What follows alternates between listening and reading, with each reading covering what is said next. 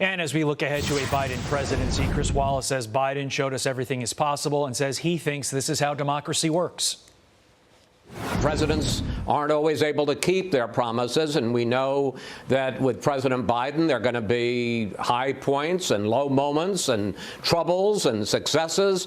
But tonight is a night when everything seems possible, which doesn't seem to happen often in our politics. And we, whether you're for this president or against him, voted against him, we ought to savor it, because this is really about the way our democracy works.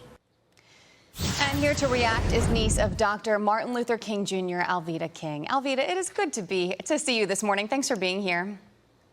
It's wonderful to see you as well. Good morning and happy Sunday. Oh, happy Sunday to you. Let's go ahead and take a listen to a little bit of what President-elect Joe Biden had to say last night when talking about unity.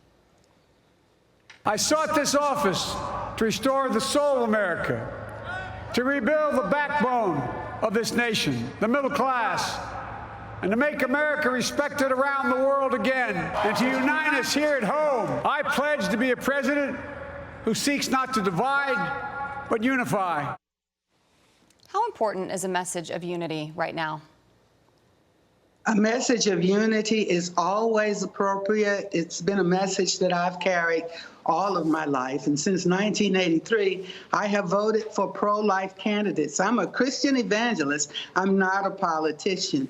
And so what I'm not hearing, of course, when President-elect Biden is talking about unity, I'm hoping he remembers the little babies in the womb. Kamala Harris referred to little girls. I'm hoping she's remembering those little girls in the womb. That is very important to me. Of course, I did cast my vote for President Donald John Trump, and it's for that reason pretty much solely.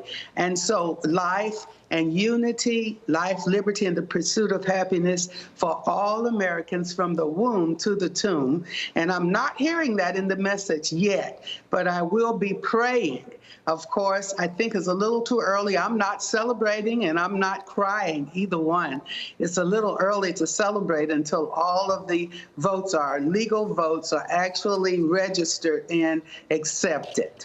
Alveda, let's stick with policy for a moment. In the general election, Joe Biden moved more to the center than obviously he did during the primaries, when he was espousing much more progressive views. This is normal when somebody wins a primary and then runs in the general. But if the people voted for Joe Biden when he was espousing more of a middle thought process, should the progressive agenda be dead for now?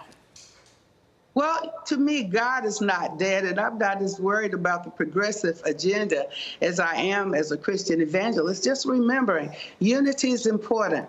Hate is never good. We have to unify as one human race, not separate races. And so any policy is just going to have to deal with all Americans from the womb to the tomb. And, poor, rich, regardless of ethnicity and skin color, the little babies in the womb are very important. I'm really listening for those type of messages. However, I'm a peacemaker. I'm not an anarchist. I've never been, with the legacy of my family, Daddy King, my daddy A.D. King, and all of that.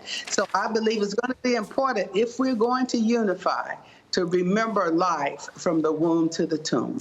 Todd just asked you a question regarding politics. I would like to put politics aside right now as we talk about this, because Vice Presidential-elect Kamala Harris is the first woman, let alone woman of color, to be elected to a role like this. And I'm just curious what you think about moments like this, historical moments like this, and their impact on all of our lives.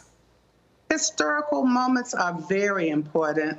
As an African-American woman and a senior citizen and all of that, I believe that historical landmarks are very, very important. There again, I hope she remembers the little girls in the womb while she's making her policies, working and supporting President-elect, oh my goodness, Biden.